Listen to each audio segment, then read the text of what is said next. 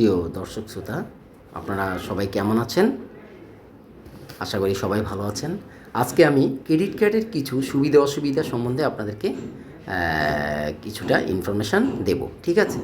তো যারা credit card use করেন বা ক্রেডিট কার্ড এখনও নেননি বা নেবেন এরকম একটা চিন্তায় আছেন, সেক্ষেত্রে বলি আমি যে আপনার ক্রেডিট কার্ডটা ব্যাংক কখন দেবে আপনাকে? আপনার স্যালারি যদি ব্যাংকে আসে, দ্যাট মিনস আপনার অ্যাকাউন্টে যদি ঢুকে এটা, আর আপনাকে পেরোল যেটা, হ্যাঁ, যেমন প্রতিটা স্যালারি ব্যাংকে যাতে যায় এটা একটা থাকতে হবে, এবং আপনার টিএএন থাকতে হবে, এবং আপনাকে রিটার্নের যদি কোনো কপি থাকে সেটার কপি দিতে হবে, ঠিক আছে? এবং আপনার স্যালারি যদি হয় 50,000, আপনাকে হয়তো তারা 3 গুণ 1.5 লাখ টাকা হয়, এর হয়তো কাছাকাছি বা 1 লাখ টাকা আপনাকে দিতে পারে ব্যাংক।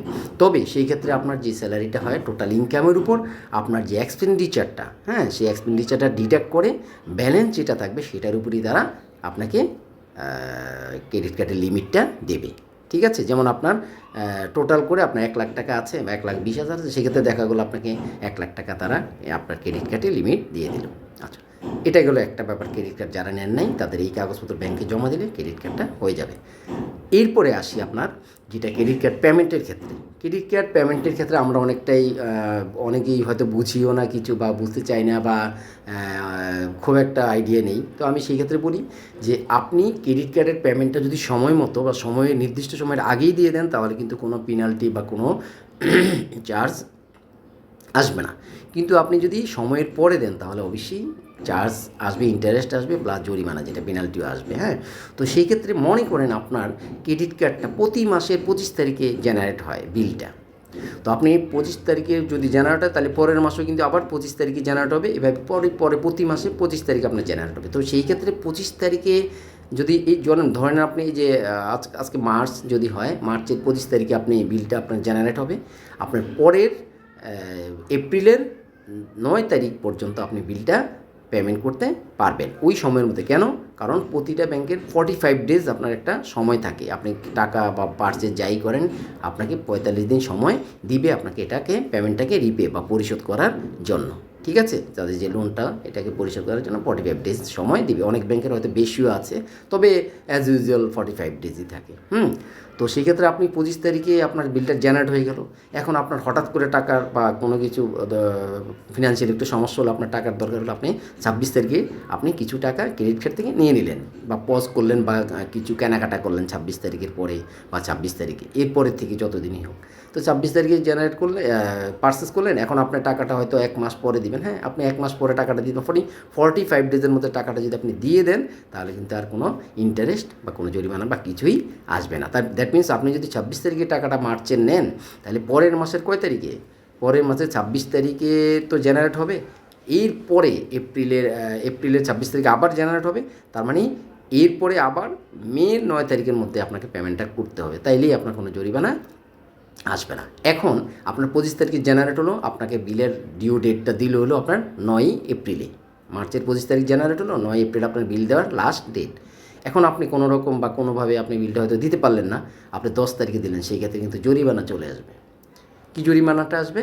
সেটা হলো যে আপনার লেট পেমেন্ট, যেটাকে বলে লেট পেমেন্ট চার্জ চলে আসবে 500 টাকা, বা অনেক ব্যাংকের অনেক রকম আছে, বা 600 টাকা হতে পারে, 700 টাকা হতে পারে, এটা একটা আলাদা চার্জ, এবং ওই সময়টার উপর আবার ইন্টারেস্ট চলে আসবে। তো এই জন্য আপনাকে সময় মতো ক্রেডিট কার্ডের পেমেন্টটা যদি দিয়ে দেন তাহলে কিন্তু আর কোনো চার্জ আসবে না, ঠিক আছে? এরপরে দেখেন, আপনি যদি পজ করেন, দ্যাট মিনস আপনি পারচেস করেন, কোনো পেমেন্ট নেই, কিন্তু আপনি যদি কার্ড, মানে আপনার কার্ড থেকে যদি চেকের মাধ্যমে আপনার অ্যাকাউন্টে বা অন্য অ্যাকাউন্টে টাকা ট্রান্সফার করেন, তখন কিন্তু একটা প্রসেসিং চার্জ চলে আসে, তখন 2%, বা অনেক ব্যাংকের অনেক সিস্টেম আছে, তো মিনিমাম 2% এরকম একটা চার্জ কিন্তু চলে আসে। তো সেইটা খরচটা বেশি হবে। এই জন্য আপনি ক্রেডিট কার্ড থেকে নগদ, মানে ক্যাশ উইথড্রন বা ইয়েটা না করে সবচেয়ে বেটার হলো আপনি যদি কিছু পারচেস করেন, সেক্ষেত্রে ক্রেডিট কার্ডটা ইউজ করাটা, হ্যাঁ, ভালো। যদি একান্তই দরকার হয় তখন হয়তো কিছু লোন বা টাকা নেওয়া যায়, সেটা কিন্তু তাও আপনাকে ওই যে 45 ডেজের মধ্যে পেমেন্ট করতে হবে। আচ্ছা, এটি হলো পেমেন্টের ব্যাপারটা, বা লেট পেমেন্টে আপনারা কীভাবে ইয়ে করবেন সেটার ব্যাপারে। এখন আরেকটা ব্যাপার আসে, সেটা হলো ইয়ারলি চার্জ। ক্রেডিট কার্ডের প্রতিটা ক্রেডিট কার্ডের কিন্তু বাৎসরিক একটা চার্জ থাকে। তো সেই চার্জটা কীভাবে? সেই চার্জটা হলো আপনার যেমন 3,000, 4,000 এরকম এক এক ব্যাংকের আগে, বা 5,000 এরকম হতে থাকে, মানে কার্ডের যে স্ট্যান্ডার্ড ওয়াইজ, যেমন ভিসা প্ল্যাটিনাম একটা, গোল্ড একটা, মাস্টার কার্ড একটা, এরকম আলাদা আলাদা থাকে। তো আপনাকে সেই কার্ডের যদি আপনার ইয়ারলি যে চার্জটা সেটা কিছু যদি আপনি ওয়েভ করতে চান, তাহলে সেই ক্ষেত্রে আপনাকে কিছু নিয়মকানুন, যেমন এক এক ব্যাংকের এক এক সিস্টেম আছে। কোনো ব্যাংক দেখা যায় ইয়ারলি যদি আপনি 18টা ট্রানজ্যাকশান করেন তাদের ক্রেডিট কার্ডের মাধ্যমে, তাহলে কিন্তু তারা ইয়ারলি চার্জটা ওয়েভ করে দেয়।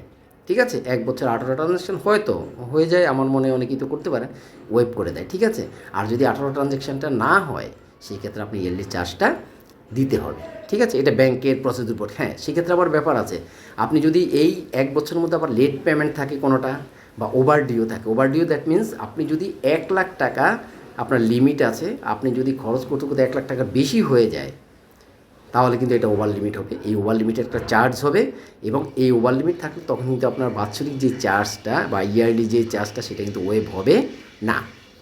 এটার কারণ হলো যে আপনাকে পুরো পেমেন্ট স্ট্যাটাসটা বা আপনার স্টেটমেন্টটা ক্লিয়ার থাকতে হবে। এখানে লেট পেমেন্ট থাকা যাবে না, ওভার লিমিট থাকা যাবে না, তাহলে কিন্তু আপনার ইয়ারলি চার্জ 18টা ট্রানজ্যাকশান করার পরেও কি ওয়েভ হবে না। এই সিস্টেমগুলি যদি আপনি জানেন, তাহলে ক্রেডিট কার্ড কিন্তু খুবই একটা মানুষের সাথে একবার এসেনশিয়াল একটা প্রোডাক্ট। কেন বলবো?